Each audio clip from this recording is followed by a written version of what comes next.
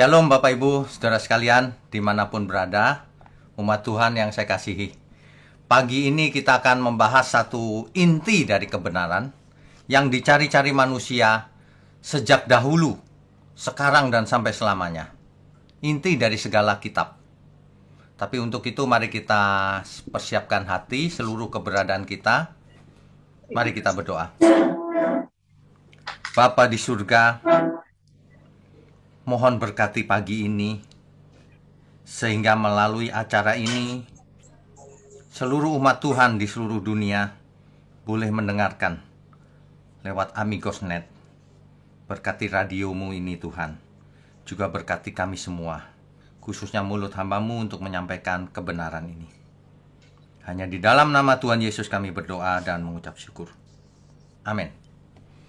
Bapak Ibu, Saudara sekalian, ada satu pertanyaan dari para orang bijak, para nabi, rabi, seluruhnya bertanya-tanya sepanjang zaman.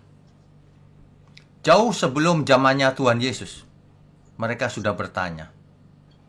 Ada banyak agama, ada banyak kepercayaan, dan sebagainya. Mereka bertanya begini, apakah prinsip yang terutama atau hukum yang terutama? Atau apakah yang terpenting dalam hidup ini? Pertanyaan itu diajukan dari zaman ke zaman. Ada seorang rabi yang terkenal, namanya Rabi Hillel, yang hidupnya di tahun 110 sampai 10 Masehi. Dari 110 sebelum Masehi sampai tahun 10 Masehi. Jadi umurnya kurang lebih 120 tahun ya, Rabi Hillel ini. Dia memberikan jawaban begini. Whatever is hateful to you, do not do to your fellow. Apapun yang menyakitkan bagi sesamamu, bagi engkau, jangan perbuat itu terhadap sesamamu. Itu kesimpulan dari Nabi Hillel, Rabi Hillel. Kemudian para rabi mengeksplor lebih lanjut. Hukum yang terutama ini menjadi 613 perintah dalam hukum Taurat. Banyak sekali, 613. Hal ini memberatkan banyak orang, sehingga orang terkungkung dalam suasana agamawi. Tidak boleh ini, tidak boleh itu. Hari Sabat tidak boleh bergerak, tidak boleh melakukan masak saja, tidak boleh. Tapi boleh membayar orang masak. Nah, ini dia. Tidak boleh pencet lift, tapi liftnya diprogram otomatis. Nah, menjadikan semuanya menjadi aturan agama yang kaku. Ya. Jadi, kemudian Nabi Mika meringkasnya menjadi 3 hal saja. Yaitu di Mika 6 ayat 8. Hai manusia, telah diberitahukan kepadamu apa yang baik. Dan apakah yang dituntut Tuhan daripadamu? Selain berlaku adil, satu adil, mencintai kesetiaan, setia, dan hidup dengan rendah hati di hadapan Allahmu. Hiduplah rendah hati di hadapan Allahmu. Nabi Mika meringkas menjadi 3 hal ini. Ya. Kemudian Nabi Yesaya meringkasnya dalam 2 hal. Yesaya 56 ayat 1. Tegakkan keadilan dan kerjakan apa yang benar. Keadilan dan apa yang benar. Tapi rupanya pertanyaan ini belum bisa menjawab jawaban-jawaban dari para rabi dan nabi ini. Tidak bisa menjawab. Pertanyaan itu terus bergulir dari zaman ke zaman. Akhirnya Nabi Amos dan Habakuk meringkasnya menjadi 1 saja. Amos 5 ayat 6. Carilah Tuhan, maka kamu akan hidup. Habakuk menulisnya begini. Orang benar akan hidup oleh imannya. Pertanyaan ini diajukan oleh orang Farisi dan ahli Taurat kepada Tuhan Yesus. Guru, itu dicatat di Matius 22 ayat 36. Jadi Pertanyaan yang sama sepanjang zaman ini diajukan kepada Tuhan Yesus juga oleh orang Farisi ahli Taurat. Ditulis di Matius 22 ayat 36. Guru, hukum manakah yang terutama dalam hukum Taurat? Bapak Ibu harus membayangkan, di zaman itu, hukum itu cuma satu, hukum Taurat yang paling penting. Nah, makanya pertanyaan, hukum manakah yang terutama dari hukum Taurat? Di luar dugaan banyak orang, Tuhan Yesus menjawab dengan mengutip ayat-ayat kitab suci yang sudah ada. Berarti artinya apa? Orang-orang ini, para rabi dan para nabi ini, tidak bisa meringkas secara inti dari pokok masalah di dunia ini. Apa yang paling penting? Dijawab oleh Tuhan Yesus dalam Matius 22 ayat 37. Jawab Yesus kepadanya, kasihilah Tuhan Allahmu dengan segenap hatimu dan dengan segenap jiwamu dan dengan segenap akal budimu. Ini Tuhan mengutip dari Ulangan 6 ayat 5. Dan, nah ini bedanya. Kalau zaman dulu, orang Israel hanya punya satu, Shema Yisrael. Shema Yisrael, Adonai Eloheinu, Adonai Echad. Dengarlah hai Israel, Tuhan kita, Tuhan itu adalah Allah kita. Tuhan itu Esa. Itu inti daripada pengakuan iman orang Israel zaman itu, termasuk zaman sekarang. Ya, itu yang terpenting. Tetapi itu belum menjawab keseluruhan. Orang bisa salah mengerti kalau hanya itu. Buktinya apa? Terbukti orang Farisi dan ahli Taurat itu sangat patuh pada Shema Yisrael, tapi dia tidak bisa menerapkan secara sempurna. Mengapa? Karena hukum Taurat dipakai untuk menghukum orang berdosa. Gigi ganti gigi, mata ganti mata.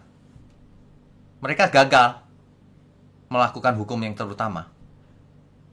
Itulah sebabnya Tuhan Yesus berkata, selain Shema Yisrael ini, yang disampaikan dalam Matius 22 ayat 37, Tuhan meneruskannya dalam Matius 22 ayat 39. Dan hukum yang kedua, yang sama dengan itu, ialah kasihilah sesama manusia seperti dirimu sendiri.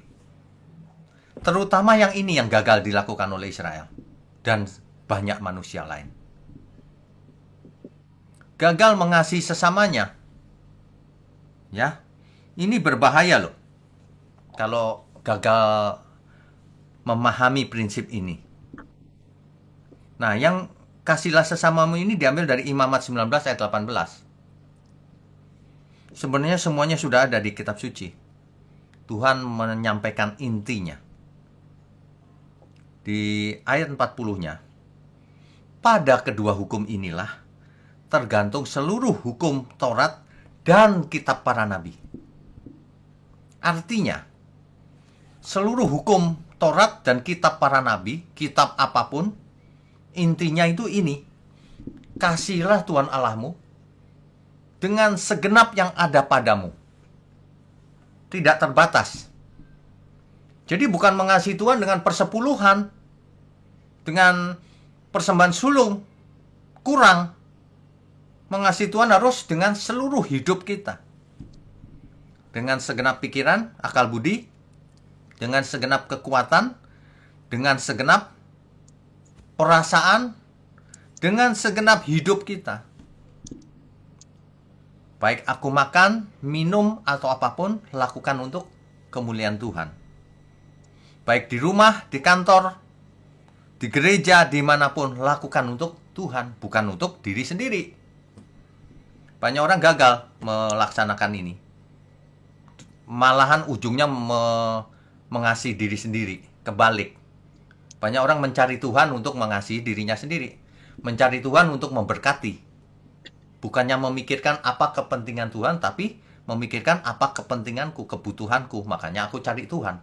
Terbalik, saudara. Tuhan sudah menjelaskan inti dari segala hukum Taurat dan kitab para nabi. Sebenarnya semua kitab di dunia ini intinya harus itu. Tidak ada inti yang lain. Inilah inti segala kitab. Kalau yang tidak memenuhi kriteria ini, pasti itu palsu. Tidak dari Tuhan. Pasti itu hasil pikiran manusia yang terbatas. Buktinya apa? Setelah Tuhan Yesus menjawab, pertanyaan itu tidak pernah ada lagi sampai hari ini. Nggak ada orang yang bertanya lagi, hukum apa yang terutama? Nggak ada lagi. Jawaban itu tuntas. Itulah bedanya Tuhan Yesus dan nabi dan para rabi. Beda. Tuhanlah yang paling sempurna. Jawaban itu begitu dijawab, tidak ada lagi pertanyaan sepanjang zaman sampai hari ini. Baik filsuf, nabi atau siapapun tidak bertanya-tanya lagi.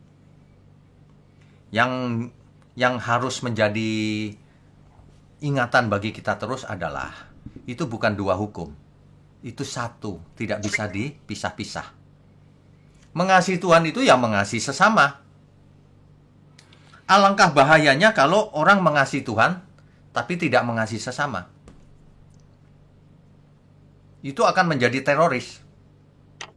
Wah, dia beribadah sama Tuhannya, tapi sama sesamanya bengis, kejam.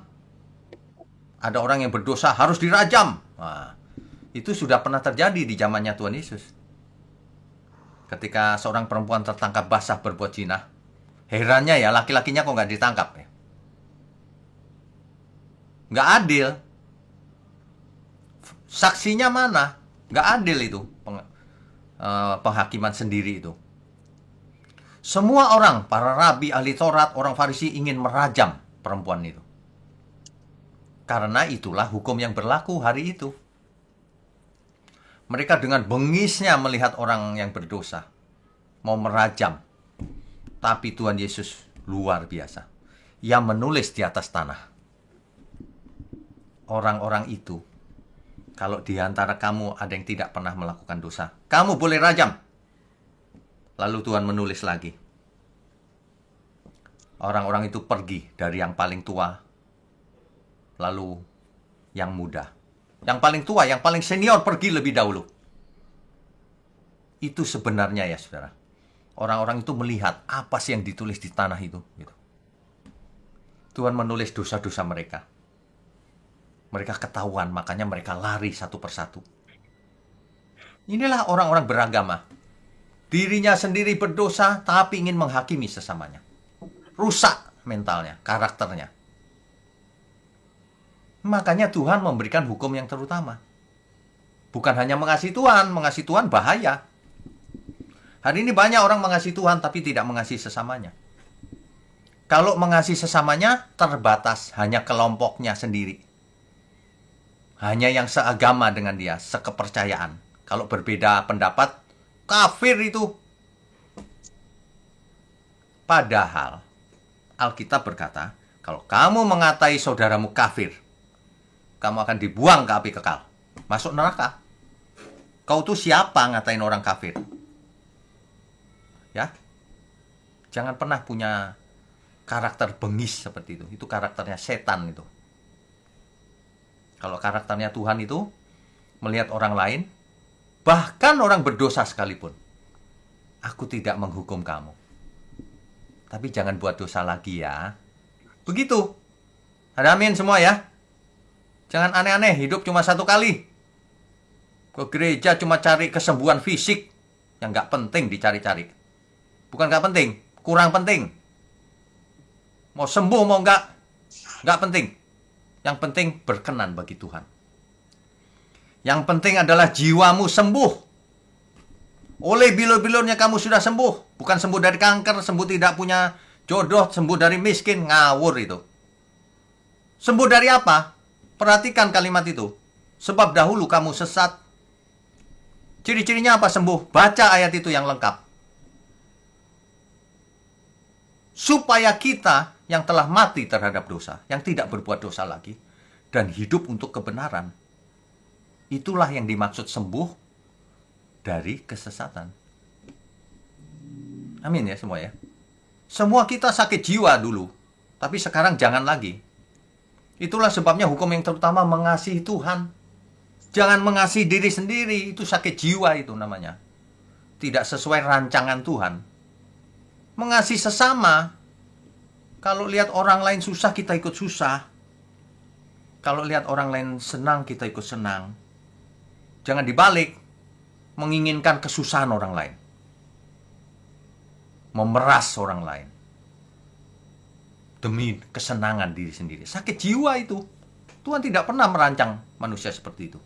Itu melenceng jauh. Ada orang yang mengasihi Tuhan, mengasihi sesama, tapi lebih mengasihi dirinya sendiri. Sama. Kalau pusatnya diri sendiri, semuanya sia-sia. Saudara pikir Tuhan Yesus mati di kayu salib supaya apa? Supaya kita hidup nyaman? Bukan. Supaya kita tidak hidup menurut diri sendiri, untuk diri sendiri. Ya. Makanya Shema Yisrael itu harus dieksplorasi dengan benar.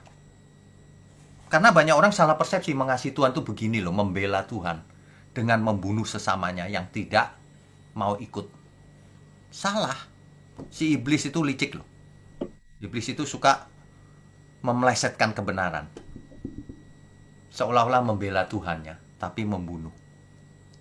Seolah-olah membela kebenaran, tapi maksud hatinya jahat sama sesama. Manusia itu licik. Saya cuma mau ingatkan ya, kita semua itu umur gak panjang. Entah 10 tahun lagi, entah 20 tahun lagi, kita belum tentu masih hidup. Jangankan 10 tahun, nanti malam juga saudara mati juga bisa. Mudah, kita itu gak usah sombong. Untuk apa sih sombong itu? Gak ada gunanya. Kau mau kaya, mau berkuasa, sebentar doang. Itu orang yang bodoh, yang hidup untuk diri sendiri.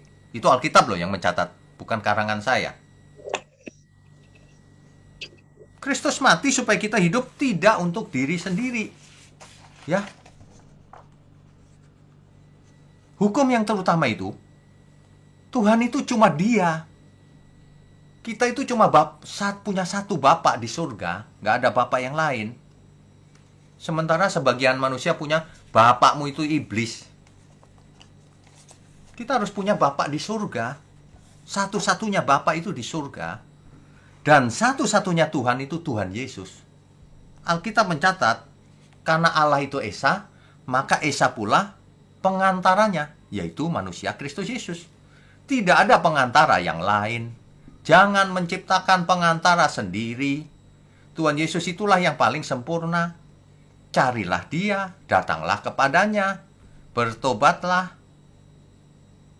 Jangan berpikir ada yang lebih sempurna. Itu kan pikiran manusia.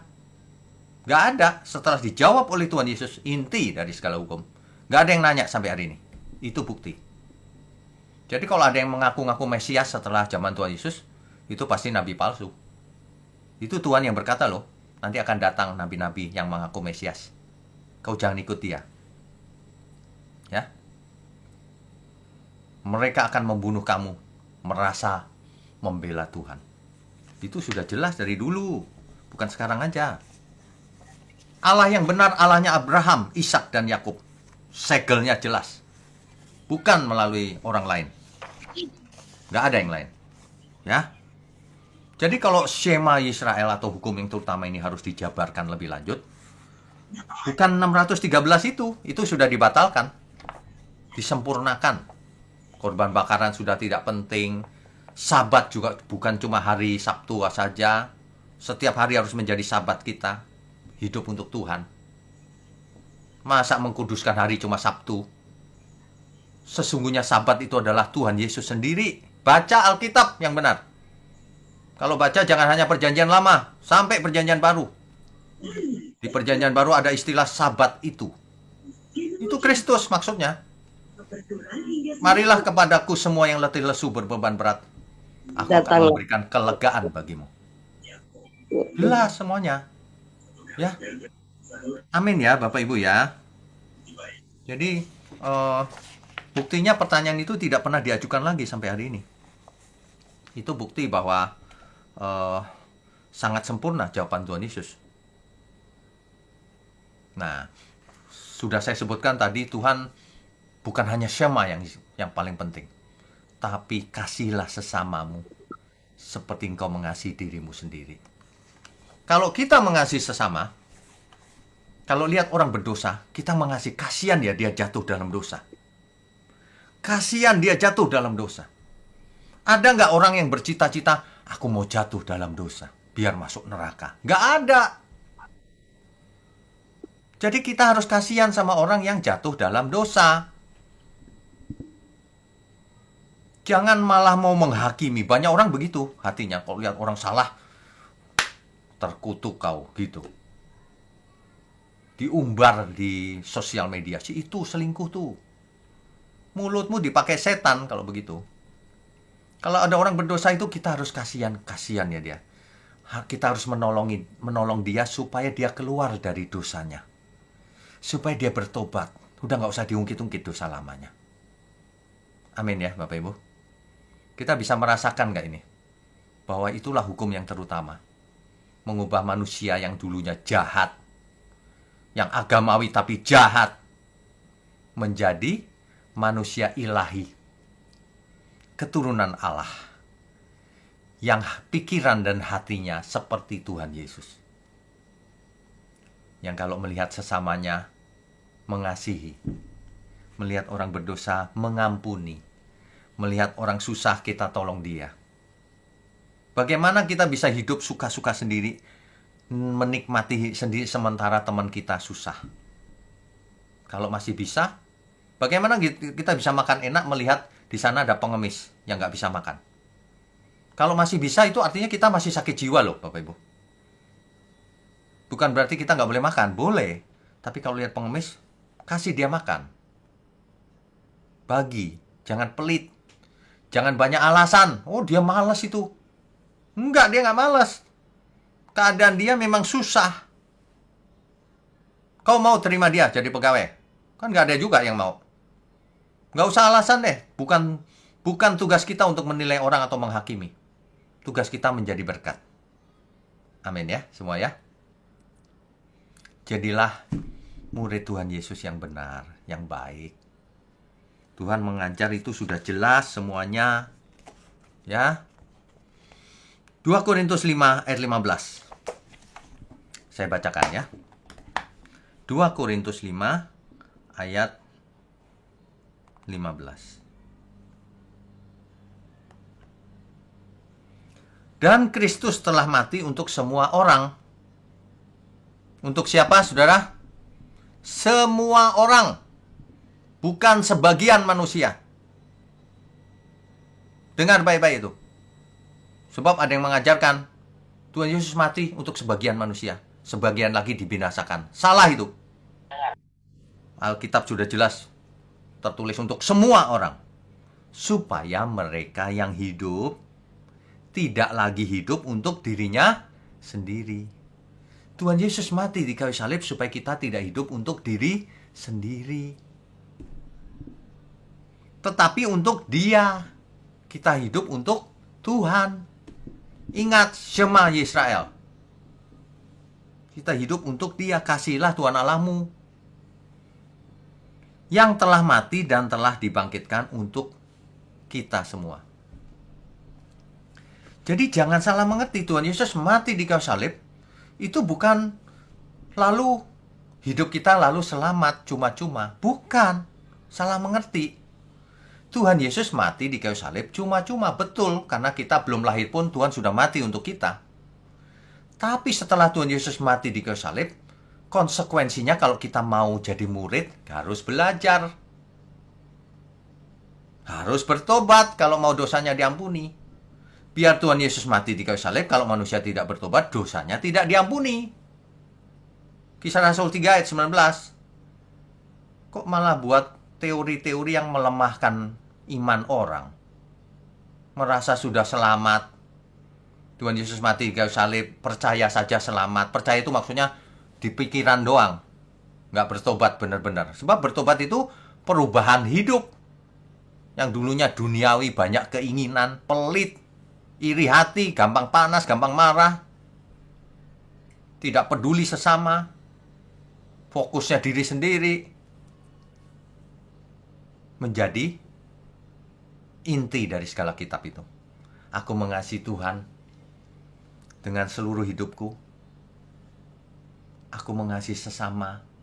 Aku bisa memandang sesama seperti Tuhan memandang manusia. Sebab aku muridnya Tuhan Yesus. Amin semua? Ya, murid itu seperti gurunya. Kalau kau tidak seperti Tuhan Yesus, kau muridnya siapa? Kalau kelakuan manusia seperti setan, kau muridnya setan berarti. Kalau kau muridnya Tuhan Yesus, kau harus seperti Tuhan Yesus. Makanya Rasul Paulus mengenakan pikiran dan perasaan Tuhan. Sehingga hidupku bukanlah aku lagi, tetapi Kristus yang hidup di dalamku. Coba kalau kita semua bisa hidup seperti itu ya. Kita akan bisa merasakan damai sejahtera. Orang-orang di sekeliling kita akan merasakan berkat yang luar biasa. Itulah inti dari kebenaran. Itulah ciri utama kebenaran. Jadi kalau Bapak Ibu mendengarkan ajaran sana sini dan sebagainya, harus bisa membedakan mana yang benar, mana yang salah. Sebab kalau tidak, nanti kalian semua dibohongin sama iblis. Iblis itu bisa menyamar sebagai malaikat terang loh. Bisa menyamar sebagai tokoh agama, bisa. Mengajarkan agama seolah-olah, tapi ujungnya jahat. Membinasakan manusia. Taunya dari mana? Hukum yang terutama itu dilanggar apa enggak? Gitu aja, sederhana. Ya. Amin ya semua ya. Itulah sebabnya kalau kita baca Ulangan 6 ayat 6-9 itu dampaknya luar biasa. Coba kita baca ya. Ulangan pasal 6 ayat 6-9. Apa yang kuperintahkan kepadamu pada hari ini haruslah engkau perhatikan. Haruslah engkau mengajarkannya berulang-ulang kepada anak-anakmu dan membicarakannya apabila engkau duduk di rumahmu, apabila engkau sedang dalam perjalanan, apabila engkau berbaring, atau apabila engkau bangun. Rabbi Rashi menjelaskan ini demikian. You shall sharpen your children. Engkau harus menajamkan anak-anakmu. Jangan tumpul.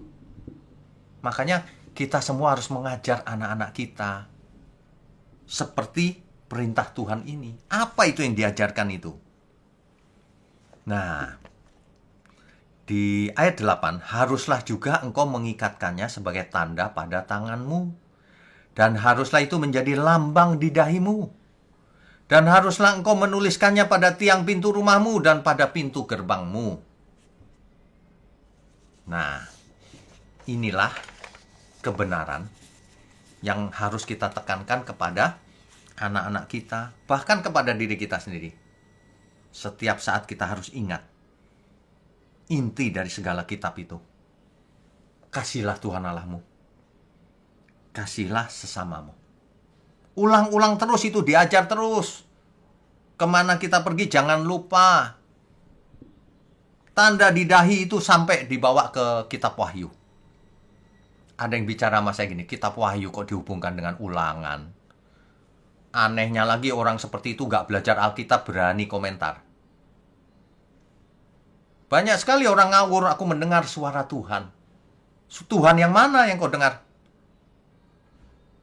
Tanda di dahi itu bukan chip. Bukan vaksin yang disuntik. Bohong itu semua itu. Tanda di dahi itu yang dimaksud ini, ajarkanlah firman Tuhan, pikirkanlah setiap saat. Berpikirlah dengan benar. Kasihlah Tuhan Allahmu dengan segenap akal budimu. Jadi kita harus mengenakannya di dahi kita selama-lamanya. Kenakan di tanganmu, kerjakan maksudnya. Amin ya. Orang Yahudi mengartikan itu dengan mengikat tali patam. Di sini ada kotak gede, isinya ayat-ayat Alkitab. Di sini juga harafiah. Di pintu rumahnya juga di mesusah. Orang Kristen nggak perlu taruh di mana-mana firman itu, bukan secara fisik, batiniah. Sebab Nabi Yeremia kemudian ditulis di kitab Ibrani, akan datang saatnya aku akan menulis hukumku di akal budi manusia dan di hatinya. Itulah zaman sekarang ini, kita harus menaruh di dahi kita tanda itu. Tanda ada nama Bapa dan nama Anak. Ada nama Bapa dan nama Tuhan Yesus. Apa maksudnya? Ditato? Bukan. Pikirkan perkara yang di atas. Pikirkan kehendak Tuhan. Kehendak Bapa di surga. Percuma kau khotbah menyembuhkan orang sakit pakai nama Tuhan Yesus. Mengusir setan pakai nama Tuhan Yesus. Berbuat mujizat. Percuma semuanya. Kalau tidak melakukan kehendak Bapa. Kalau itu hanya berupa ritual. Apalagi kalau dalam rangka menarik persembahan. Untuk diri sendiri. Bertobatlah kita semua. Amin. Ya. Jangan ada motif-motif untuk diri sendiri. Saya heran di zaman komputer, internet, sebentar lagi metaverse. Masih saja orang berpikir primitif. Bahwa tanda di dahi itu adalah chip, barcode, dan sebagainya. Coba dibaca ulang konteksnya apa itu. Itu konteksnya adalah hukum yang terutama. Kita harus selalu tetap di dalam firman-Nya. Sehingga kita melakukan inti segala kitab itu, inti segala hukum. Itu maksudnya. Di Ulangan 6 ayat 14, di situ jelas konteksnya. Janganlah kamu mengikuti Allah lain. Itu maksudnya. Ajari anak-anakmu. Allahmu cuma satu, Tuhan cuma satu, Tuhan Yesus. Bapa kita juga cuma satu. Kasihi dengan segenap hatimu. Kapanpun, dimanapun, dalam segala perkara. Jangan pernah kita buat salah. Amin ya, semua ya. Sampai hari ini, tidak ada lagi yang bertanya, hukum apa yang terutama? Nggak ada lagi. Akhirnya, begini saja, saudara. Itu saya rasa sudah jelas. Tapi begini sajalah. Kebenaran itu harus utuh. Tidak bisa hukum itu dipilah-pilah yang disukai saja. Kasihlah Tuhan Allahmu, itu kasih yang vertikal. Kasihlah sesamamu, kasih yang horizontal. Membentuk tanda apa, saudara? Salib. Jadi itulah yang paling mudah diingat. Setiap saat kita harus tahu. Ketika kita membayangkan salib, itulah kasih terhadap Tuhan. Vertikal. Dan yang horizontal, kasihlah sesama. Sebab kalau kita melanggar salah satu, sama saja kita tidak melakukan seluruhnya. Sebab kebenaran itu utuh. Itulah yang dilakukan oleh Tuhan Yesus. Utuh. Ia mengasihi Bapaknya sampai ia mati di kayu salib. Ia mengasihi sesamanya sampai ia mati di kayu salib. Ya. Bapak Ibu sekalian, kebenaran itu akan tampil dengan cirinya yang khas. Nggak bisa dipalsu sebenarnya. Manusianya saja yang tidak mengerti. Naturnya yang khas. Bapak Ibu kalau mau tahu natur kebenaran, silakan mengikuti 17 sesi. 7 natur kebenaran. Itu seperti kuliah teologi. Ada di truth.id. Ya. Sinarnya kebenaran itu akan tampak. Itulah Tuhan berkata, jadilah garam dan terang. Supaya dunia yang gelap ini kita sinari. Kalau kita mengasihi sesama, itulah sinar yang bersinar-sinar itu. Dengan kasih Tuhan tentunya. Bukan sekedar pahala, kalau nyumbang pun minta difoto. Supaya kelihatan orang baik. Motivasi itu tidak baik. Motivasi yang salah Tuhan tidak berkenan. Dampak dari kebenaran itu khas. Mengasihi Tuhan dan mengasihi sesama. Karakteristiknya memang begitu. Dari warnanya, aromanya, kebenaran itu khas. Kalau kita mengerti hal ini, hidup kita bisa dicium banyak orang. Mulai dari sekeliling kita. Aromanya harum, harum surgawi. Tenang. Orang berdosa pun akan tenang di dekat kita. Karena ia akan tahu pengampunan yang dari Tuhan akan mengalir. Berkat Tuhan akan mengalir. Ya, spiritnya akan kelihatan khas. Itulah inti kebenaran, inti hukum Tuhan, inti perasaan Tuhan, inti segala kitab. Akhirnya Tuhan berkata begini. Nanti dibaca lengkapnya saja ya. Yohanes 8 ayat 42. Tapi Mbak, nggak apa-apa, kita baca saja. Yohanes 8 ayat 42.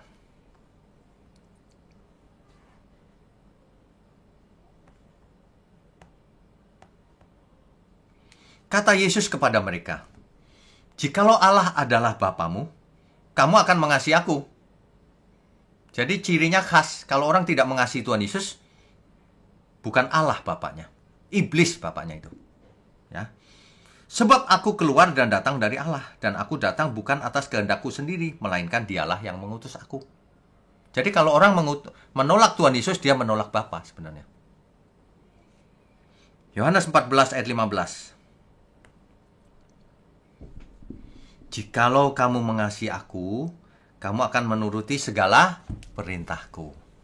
Jadi kalau kita mengaku mengasihi Tuhan, pasti kita melakukan seluruh perintahnya. Pasti kita melakukan hukum yang terutama. Mengasihi Tuhan dengan segala yang ada pada kita. Termasuk uang kita, termasuk waktu kita, termasuk keahlian kita. Apapun persembahkan untuk Tuhan. Dan mengasihi sesama, tidak pandang bulu. Itulah yang dimaksud mengasihi Tuhan Yesus. Jadi banyak orang merasa mengasihi Tuhan Yesus. Merasa. Tapi sebenarnya tidak. Kalau kita baca ayat 24-nya, Tuhan menjelaskan begini. Barang siapa tidak mengasihi aku, ia tidak menuruti firman-Ku. Dan firman yang kamu dengar itu bukanlah daripadaku, melainkan dari Bapa yang mengutus aku. Jadi kalau orang tidak mau mendengar firman Tuhan Yesus, padahal itu dari Bapa yang mengutus dia, berarti dia mendengar dari suara lain. Kita ingat di Taman Eden, ada suara Tuhan, ada suara si ular. Jadi kalau orang menolak Tuhan Yesus, ia sedang mendengar suara si ular. Amin ya semua ya. Saya berharap pagi ini menjadi momentum di mana setiap kita kembali dihajar, dibangunkan dari tidur yang suam-suam kuku. Supaya kita, yes Tuhan. Fokusnya adalah itu, dua itu. Bukan fokusnya berkat kesembuhan fisik. Itu boleh, tapi itu bukan fokus utama. Kalau itu menjadi fokus utama, itu ajaran perlu dicurigai. Jangan-jangan bapaknya bukan Tuhan Yesus. Bukan Bapa di surga. Karena apa? Mencomot Alkitab hanya diajarkan sebagian. Tuhan Yesus berkata, kalau yang sebagian ini kamu lakukan, yang penting jangan kamu abaikan. Amin ya, Bapak Ibu sekalian ya. Inilah kebenaran yang sudah inti dan utuh. Jangan dikurangi. Jangan diubah-ubah. Mari kita belajar. Amin ya. Jadi inti dari segala hukum itu. Inti dari segala kitab itu. Ingat bentuk salib. Kasih Tuhan Allahmu, kasih sesama. Tentu saja itu harus diterjemahkan dalam perbuatan konkret. Iman tanpa perbuatan omong kosong. Tidak selamat. Kita dibenarkan karena apa? Perbuatan. Dan iman tentunya. Artinya perbuatan yang sesuai iman. Tidak sembarangan perbuatan. Yaitu melakukan kehendak Tuhan. Itulah ekspresi kita mengasihi Tuhan yang benar. Itulah yang utama. Amin. Baik. Kita lanjutkan dengan diskusi dan tanya jawab mungkin ya. Firman Tuhan sendiri. Nah saudara, banyak orang yang salah kaprah nih Pak. begitu luar biasa mengasihi Tuhan, luar biasa bahkan luar ajaib, tapi lupa. Saking mengasihi Tuhannya sampai membenci yang berbeda. Hanya beda pandangan, lalu disesat-sesatin, diobok-obok. Kalau pribadi sih masih mending itu, walaupun itu salah, tapi di mass media. Saudara jangan lupa ya saudara, kita tuh beda sekali. Ini saudara yang dikutip tadi sama Pendeta Wignyo ya. Hukum yang pertama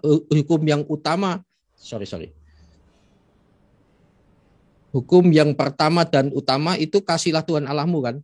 Tapi banyak orang yang lupa hukum yang kedua. Oh ini yang Matius itu lebih jelas ya. Yang sama dengan itu. Ya, kalau di Matius mengatakan hukum yang kedua yang sama dengan itu artinya nilainya sama, yaitu mengasihi Tuhan. Jadi adalah munafik kalau orang jingkrak-jingkrak angkat tangan pasti mewek-mewek nangis-nangis tetapi Anda tidak beres dengan orang lain. Ya bukan berarti tidak ada disiplin ya Pak Wignyo. Kenapa orang kok bisa lupa ya Pak? Begitu hebat pelayanan tetapi ada yang nggak beres dengan orang lain. Ada beberapa kemungkinan, Pak. Yang pertama, ia salah motivasinya. Ia mencari Tuhan untuk menguntungkan diri sendiri. Itu yang pertama. Itu, ya.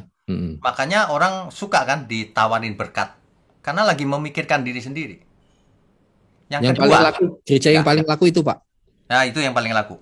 Yang kedua, ia kedagingan, Pak. Ia tahu sudah benar sih, yang benar ini. Tapi ia nggak bisa melawan hawa nafsunya itu. Nggak mau bayar harga. Itu. Minimal dua itu.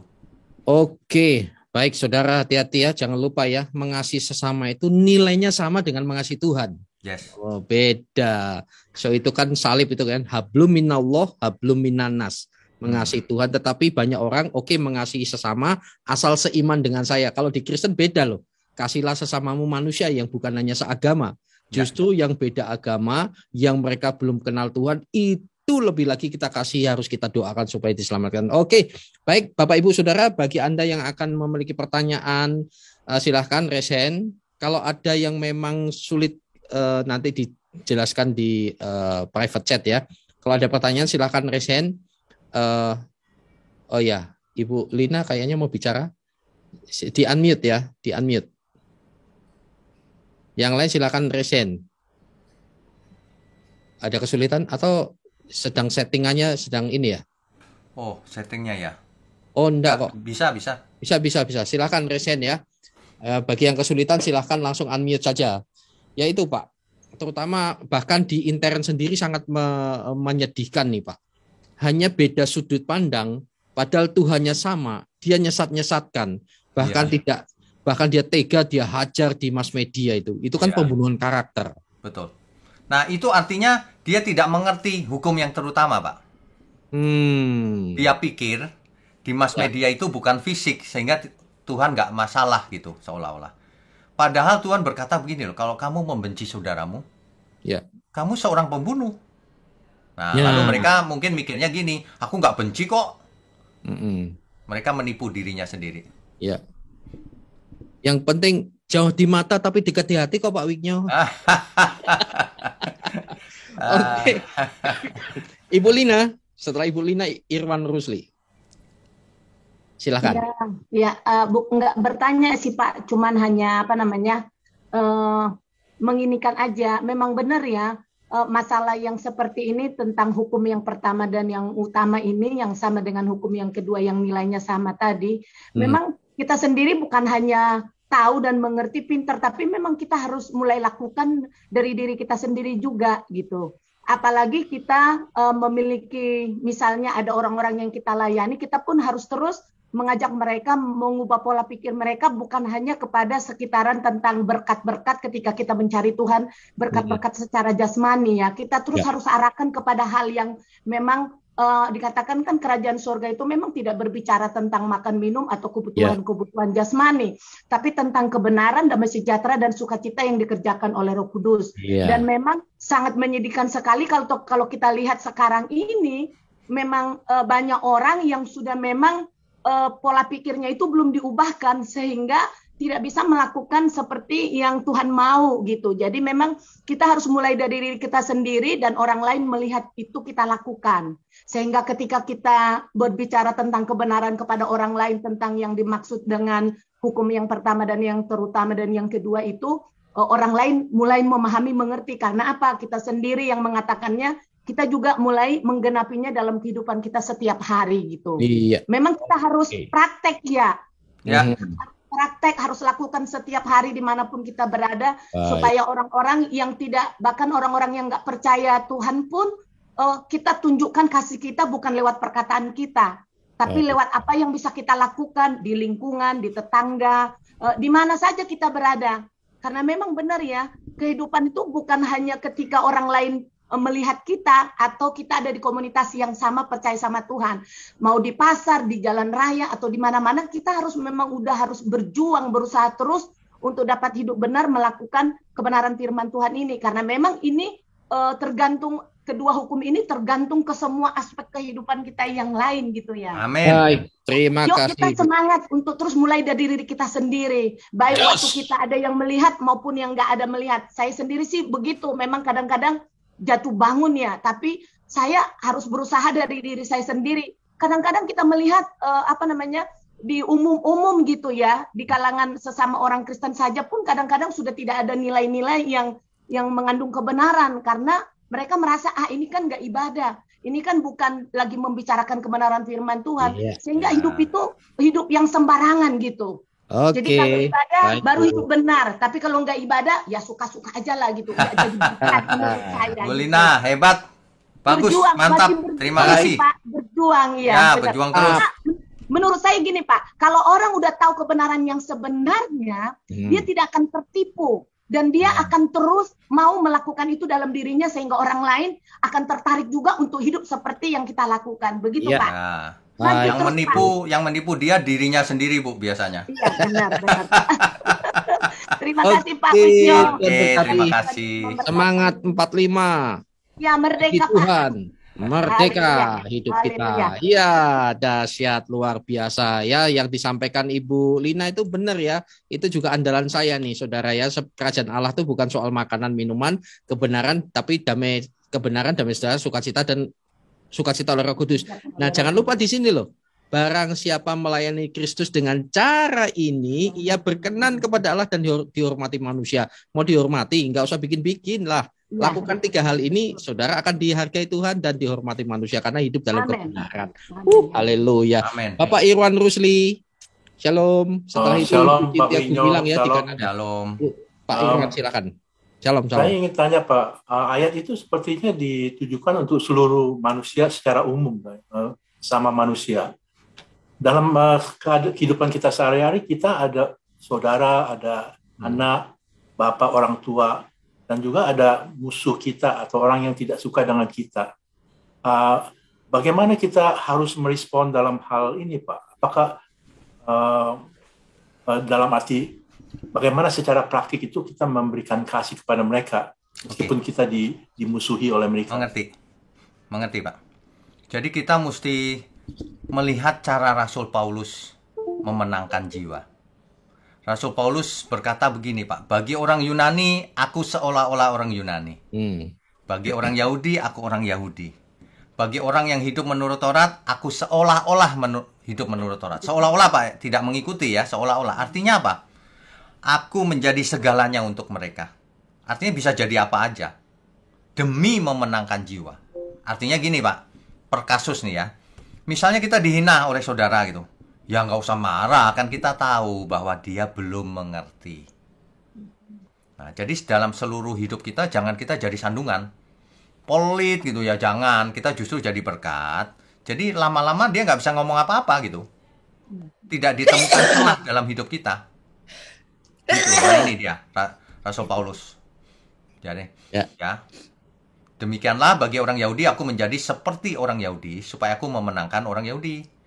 Bagi orang-orang yang hidup di bawah hukum Taurat, aku menjadi seperti orang yang hidup di bawah hukum Taurat. Sekalipun aku sendiri tidak hidup di bawah hukum Taurat. Supaya apa? Supaya aku dapat memenangkan mereka yang hidup di bawah hukum Taurat. Begitu, Pak. Ya. Jadi itu seperti kita berkata, Pak, Kita itu berkata seperti begini, Pak. Kita ya. harus cerdas seperti ular, tapi tulus seperti merpati. Gitu. Jadi kita harus melakukan penyesuaian diri, tapi bukan kompromi. Hmm. Nah, yang intinya adalah gini, kita harus mengalahkan orang dengan perbuatan kasih. Udah itu.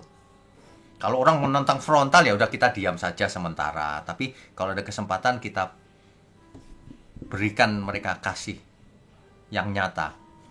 Ya. Itu Pak Rusli, Pak Iwan. Jangan lupa Iya, Pak ya. Pak. Tapi Itu tadi iya, Pak. Pak Irwan, maaf Pak Irwan, itu tadi seperti ya, bukan menjadi ya. Ya. Banyak orang Indonesia malah lebih Yahudi dari Yahudi karena Nah. seperti Yahudi malah ingin menjadi Yahudi. Nggak bisa. Tapi, Oke, Pak Irwan. tapi saya pikirnya kadang-kadang bukankah ini akan menjadi tantangan bagi kita dalam arti mencoba menjadi seperti mereka, itu kadang-kadang mungkin bukankah berlawanan dengan hati nurani kita gitu. Oke, begini Pak. Yang dimaksud menjadi seperti mereka bukan kita lalu ikut-ikutan perbuatan mereka, bukan. Mereka berbeda, kita kalem aja gitu Pak, masuk gitu. Karena mereka nggak mengerti. Saya beri contoh aja gini Pak. Ada orang yang tidak mengerti, dia berdoa pada patung misalnya. Ya kita nggak bilang patung itu setan, ya nggak boleh begitu juga. Kan dia tidak mengerti Pak. Jadi kita bukan ikut-ikutan nyembah patung, bukan. Ya kita tetap baik saja sama dia. Kita bagikan kebenaran, kita bagi berkat. Pendekatannya gitu Pak. Artinya. Jadi kita menjadi teman bagi mereka. Nah mungkin itu lebih cocok. Seperti mereka itu menjadi teman gitu. Padahal enggak, bukan. Bukan artinya bukan cara hidupnya seperti itu, bukan. Dalam rangka apa? Dalam rangka kita menerangi mereka, menggarami. Itu intinya cuman itu sih. Jadi kita nggak perlu sakit hati. Kenapa? Justru aku bisa jadi segalanya. Jadi hamba juga bisa. Melayani bisa, apa aja bisa. Supaya dia menang. Kasihan dia. Kalau dia nanti nggak mengerti sampai mati, nggak bertobat, nanti binasa. Kasihan nggak? Kasihan. Kalau cuma miskin di dunia aja masih nggak apa-apa. Tapi kalau ditolak Tuhan, waduh. Itu celaka itu. Ya, oke, Ya, Pak jelas, Irwan. Pak. Masih Pak. Bless. Itu Pak Irwan. Ya, masih Pak. Oke, Tuhan berkati. Jadi menjadi seperti bukan menjadi Pak ya. Jadi itu bicara soal kontekstualisasi ya. Kebetulan Betul. saya juga di situ kontekstualisasi. Misalkan saya ada di Gorontalo, kalau laki-laki semuanya pakai peci, ya apa salahnya kita pakai peci? Itu hal-hal yang netral, yang tidak bertentangan dengan iman kita. Nah, kita menyesuaikan diri Pak. Dalam budaya yang tidak bertentangan, sepanjang itu memudahkan Injil, ya silahkan. Kalau di kata-kata haleluya itu menjadi masalah di suatu tempat, ya nggak masalah bicara assalamualaikum, bismillahirrahmanirrahim. Itu bahasa bukan agama. Kadang-kadang Pak Wignyo, orang Kristen juga seperti risih ya mengatakan alhamdulillah gitu ya. Ya. Ya tentu kalau di gereja ya jangan alhamdulillah. Nanti orang ini siapa ini nelusup kan gitu. Jangan, waduh, kita kontekstualisasi itu bahasa ya. Saya baru saja menjadi saksi ahli di MKC ya. Itu mereka meributkan ya, padahal orang-orang pintar itu meributkan bahasa ini diklaim sebagai agama. Saya bilang loh, kalau bahasa Arab itu menjadi diklaim sebagai bahasa milik Islam, berarti orang Islam nggak boleh pakai bahasa Inggris, gitu kan? Itu bahasa bukan agama. Itulah Pak kontekstualisasinya ya. Ya, kontekstualisasinya. Demi Masih Pak. Injil. Oke. Shalom Ibu Cynthia Gumilang. Wah, di Kanada nih.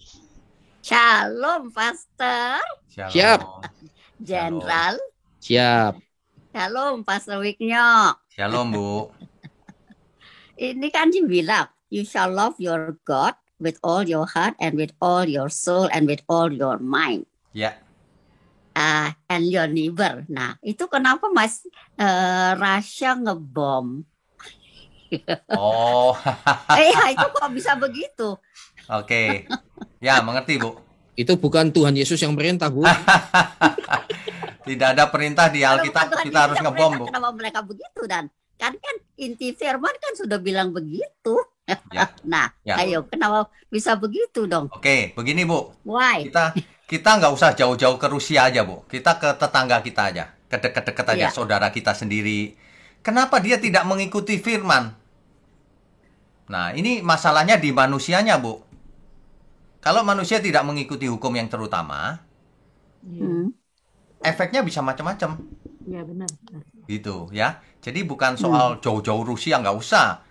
Saudara kita sendiri bisa jadi konflik kalau tidak sama cara berpikirnya, tujuannya ke Tuhan nggak sama, bisa konflik tuh.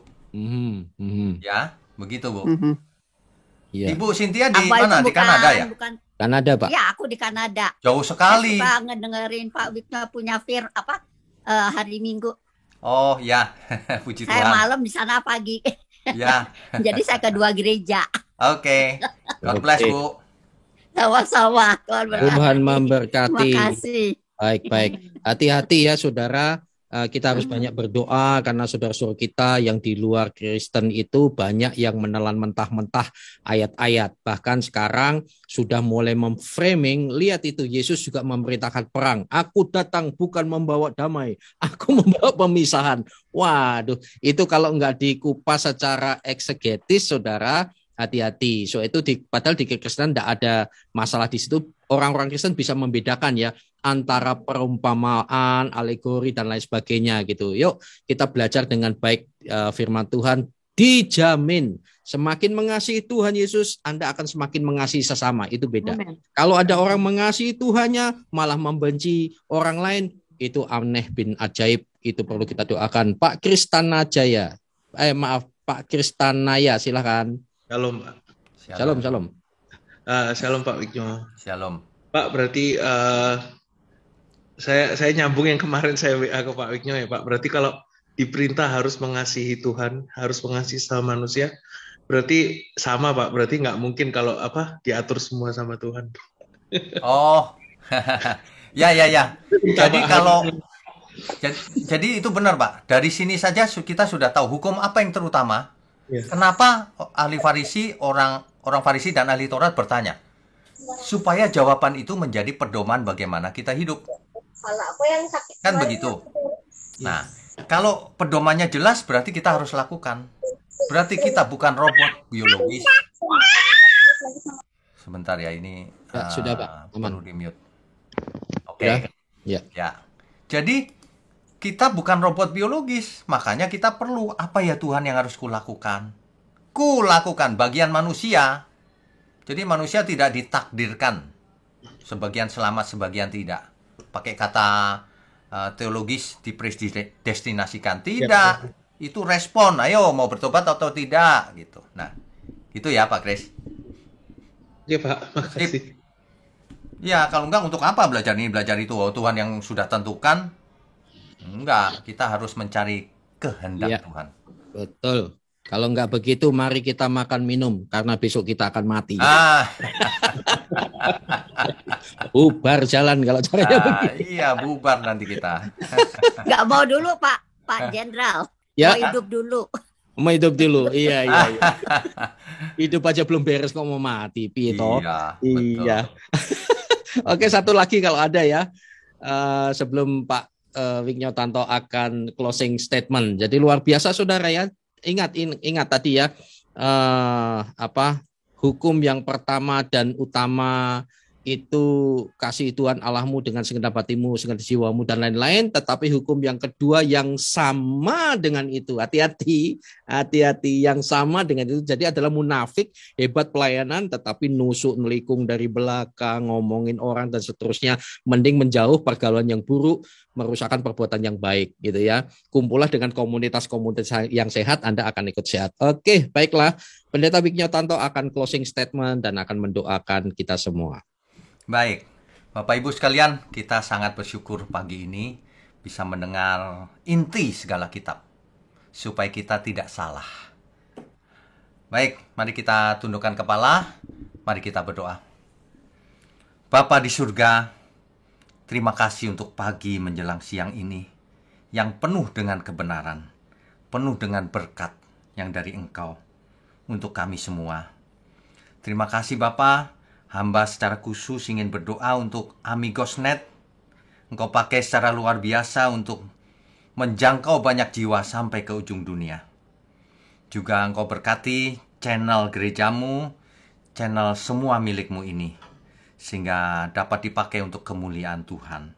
Menyadarkan banyak jiwa yang masih belum mengerti, yang masih tidak sesuai kehendak Tuhan. Menyadarkan kami semua yang percaya Tuhan tapi masih belum aktif mempersembahkan diri. Terima kasih Tuhan. Sebelum kami sudahi, mohon berkati setiap kami, agar setiap kami boleh hidup sehat dan umur panjang untuk kemuliaan Tuhan. Terima kasih untuk seluruh pelayan Tuhan dan semua yang mendukung pelayananmu ini. Hanya di dalam nama Tuhan Yesus Kristus kami berdoa dan mengucap syukur. Haleluya. Amin.